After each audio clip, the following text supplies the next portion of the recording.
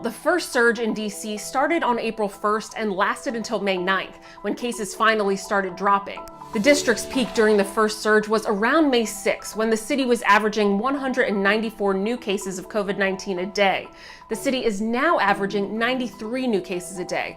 That's 52% lower than the first peak.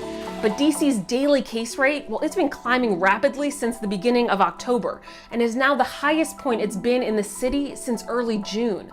And this third wave of the virus is already more severe than the second wave that we saw from July to August. Now let's head over to Maryland. Maryland is on its fourth consecutive day reporting more than 1,000 new cases, and it's hit an all-time high for its 7-day average. So how did we get here? Well, Maryland's first surge started at the beginning of April and lasted through roughly May 25th. The peak during that first surge was around May 21st, when the state was averaging 1,090 new cases a day. The state is now averaging 1,197 new cases a day, which is an all-time high for its 7-day average and a 10% increase over the previous peak.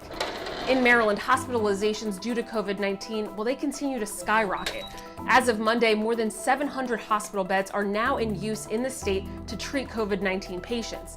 That's an increase of 80% from where the state was just a month ago. Okay, so let's head over to Virginia. Unlike DC and Maryland, Virginia didn't really have a surge in cases at first. It experienced linear case growth from the beginning of the pandemic until the beginning of June.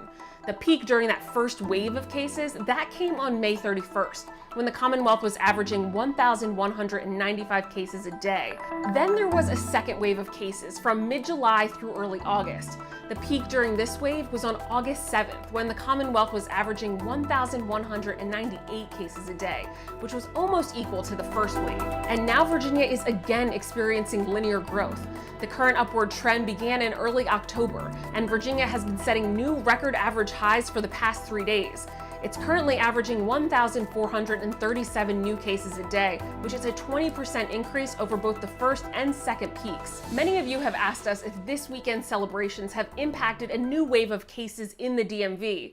And while the data on this one is delayed several days, so Bruce, we may not see what effect this weekend's celebrations have on the DMV for probably another week.